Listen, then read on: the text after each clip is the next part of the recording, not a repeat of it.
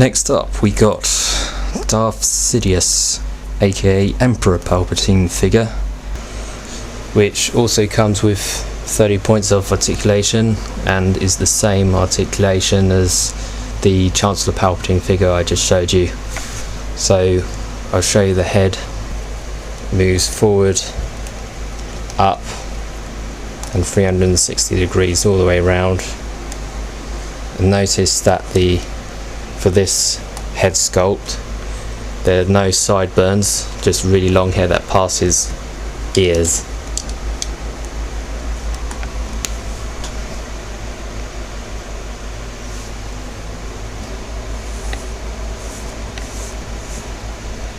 And his arms go 360 degrees all the way around,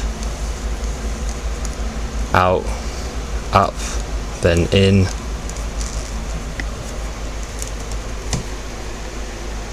(360 degrees) again for this arm,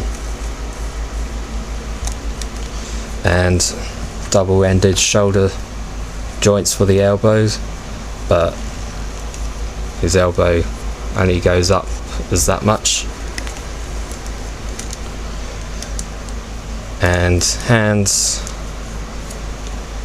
go up and down and rotate 360 degrees.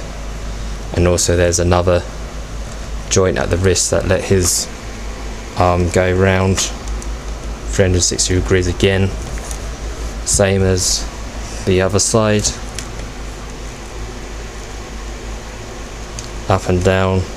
He also comes with the shoulder clipping joints for them to go forward and back,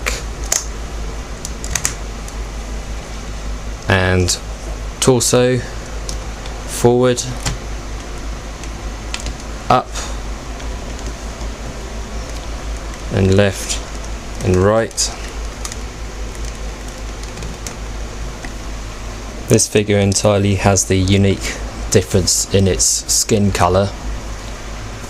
So scarred Palpatine is white and pre-scarred Chancellor Palpatine is normal skin colour.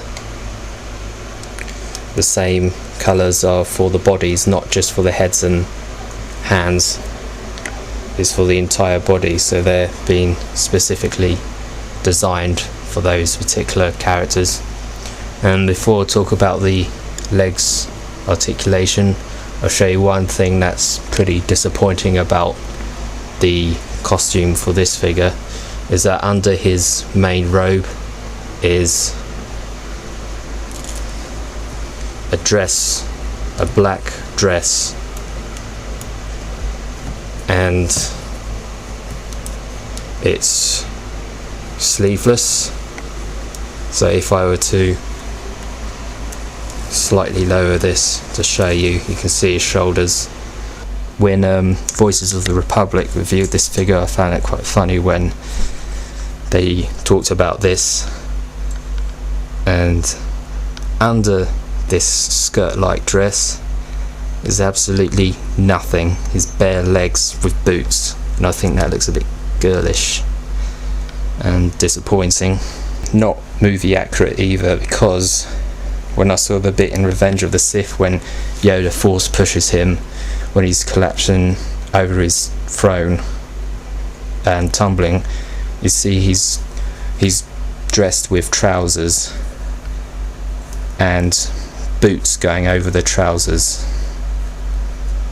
I don't know why they decided to do this like that, but there you go. And running down the middle of this black dress is some patterns which look a bit floral. I suppose the main aspect of having him look is to keep this robe on and just hide it. So the leg articulation, the same as Chancellor figure. They go all the way up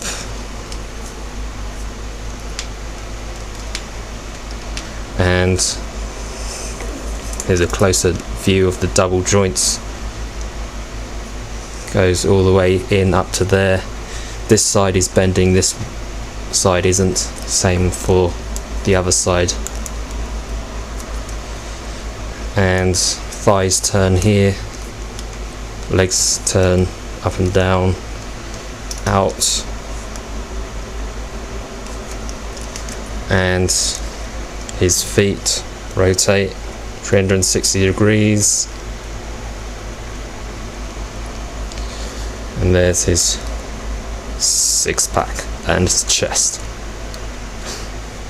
and there's the torso articulation points and his waist.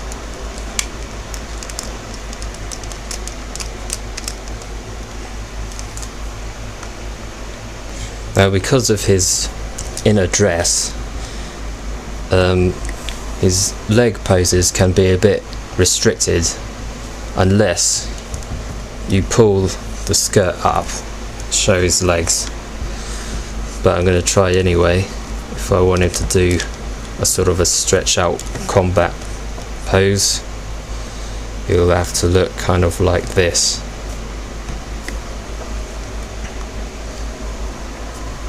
With a bit of his flesh showing there. But I suppose for an old man like this, you don't need to do many flexible poses, as they don't do it at that age. Ooh. His joints are very floppy as I'm holding his leg, and his whole body weight is pulling down. The disappointing thing about both of these figures is that the joints are very floppy.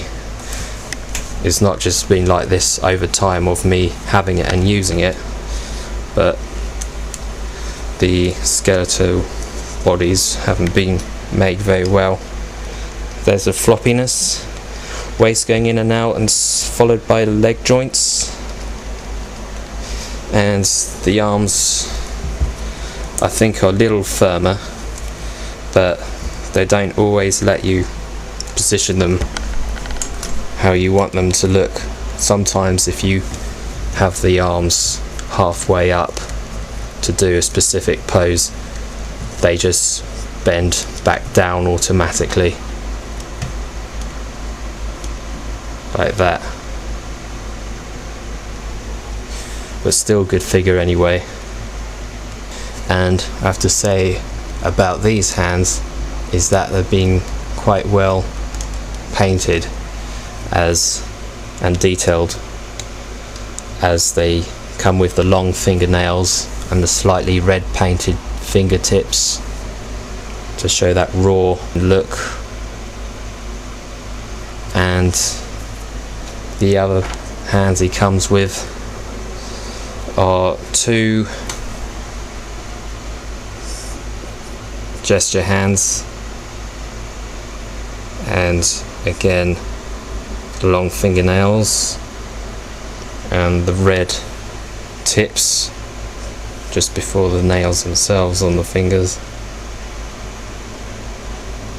Oh, a bit about clothing. He comes with this black top piece is fluffy, and it has the wire down here so it can bend. You can make all sorts of crease folds all the way around, however you want. Just keep bending it and you come with lots of creases around it. Raise them to give them some shoulder space or whatever. And the buckle at the top here has been made quite well. It's a small silver triangle with bits of black markings to make detail in it, and just beneath that is the velcro to tear off, and that's his robe ready to come off or place back on. Here is the hood, where you can adjust the wire around the rim of the hood, so you can have it out like that or like this. It's just a wire around here. Once you bend it, it stays, keeps the fabric in place. Bend it and fold it out when the hood's off, like that.